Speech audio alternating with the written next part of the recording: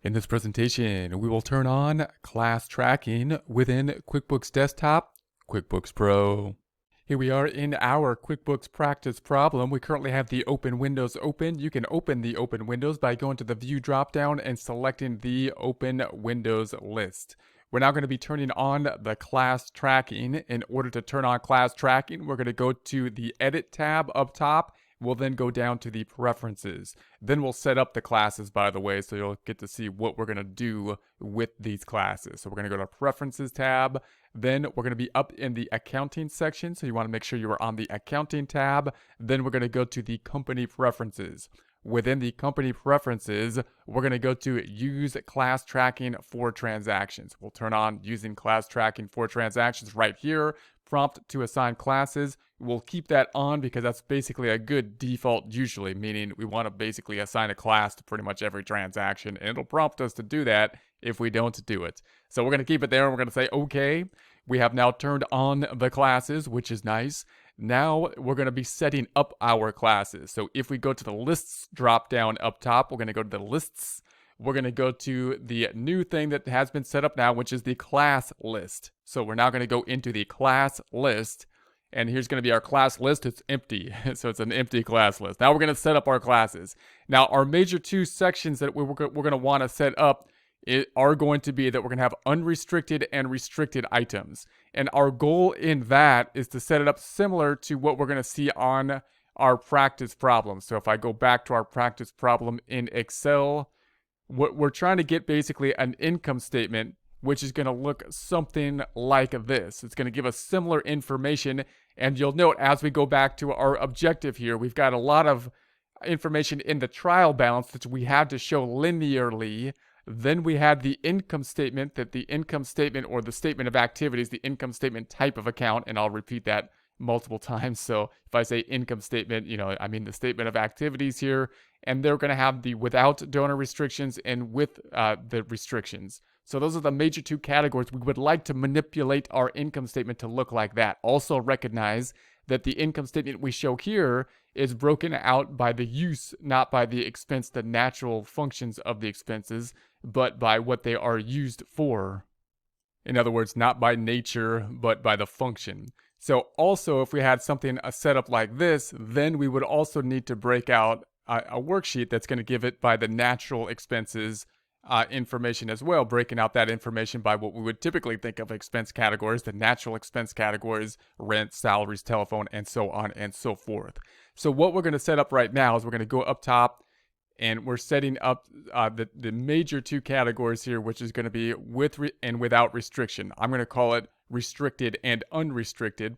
We're going to have to shorten a lot of the terminology within QuickBooks because it won't allow us to have these really long account names.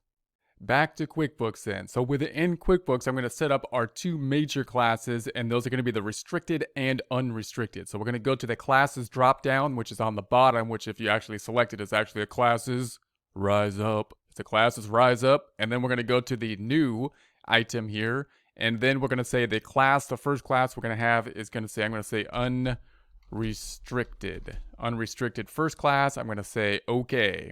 That's all we need to set it up. There's our first class. Second class is going to be a restricted class. I'm going to go to the classes drop down, which is actually a classes rise up. We're going to go to the new tab once again, and we're going to say this is going to be restricted. So that one will be restricted. I'm going to say okay on that one. And then under the unrestricted tabs, I'm going to put, that'll be the parent category. Then we're going to put the other categories that we're going to need. If we go back to our practice problem then, what other categories are we going to have? Well, we can take a look at the expense that will be broken out in our practice problem, where we have the public health and education, that's a program. Then we have the community service, a program, management and general, which we might just call admin, and then fundraising. So these two are actually programs. So we're gonna include another subcategory of program, put these two within the program, and then these two are going to be other unrestricted categories. And you'll see how this will map out and how we can manipulate the profit and loss or income statement type of account within QuickBooks. So I'm going to go back to QuickBooks. We're going to set up another class. I'm going to go to the classes drop down. We're going to say new once again. And within the new class, now we're going to have the education. education. And now this is going to be, actually, I'm not going to say education. First, I'm going to say that this is going to be for the programs. Programs is going to be the class, and it'll have a subclass, the subclass of the unrestricted. So I'm going to say, okay, and there we have the subclass being set up. Now I'm going to put the two programs under the unrestricted programs class. So we're going to go to the classes, rise up once again. We're going to go to new, and then I'm going to set up another item, and this is going to be for the education, which is a program, and therefore will be under the subclass of the program. So we're going to say subclass, programs, and then okay. Then we have the education under the program. Then we're going to have the other program, which is going to be community services. Back to the classes drop down or classes rise up. And we're going to go to new. And then we're going to say that this is going to be the community service. And I'm going to make this a subclass. And it's going to be a subclass, once again, of the programs. Subclass of the programs. Did I get that? Yeah, there it is. And then we'll say, okay. There we have it. Now, by the way, if you mess this up, or if you would rather manipulate it here, you can grab these little diamonds and move them. So if I wanted to make it not a subclass, I can do that, and then I can move it back down here if I so choose, and I can make it basically a subclass like so. I can move it, up above this one, so we can maneuver these around. And I would actually like to have all the unrestricted above the restricted. So if I grab this diamond right here, so that my cursor looks like that, left click on it.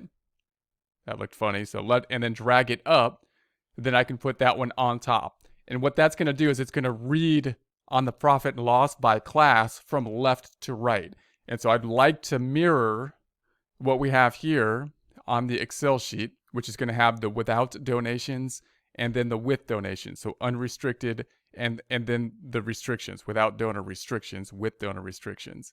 So if I go back to QuickBooks, that's how it's going to read from left to right. We're going to have the unrestricted without donor restrictions, then the restricted items. Next, we're going to add the admin. I'm just going to call it admin. So I'm going to go to the classes, rise up. I'm going to say new. And then we're going to say this is just, I'm just going to call it admin for short. And I'm going to put that as a subclass and the subclass of the unrestricted. It's not a program, but I'm going to put it under the unrestricted. And then say okay. And then we've got one more, and that's going to be the fundraising. So I'm going to go to the classes, rise up once again. I'm going to say new. And we're going to put this to the fundraising, DRAising.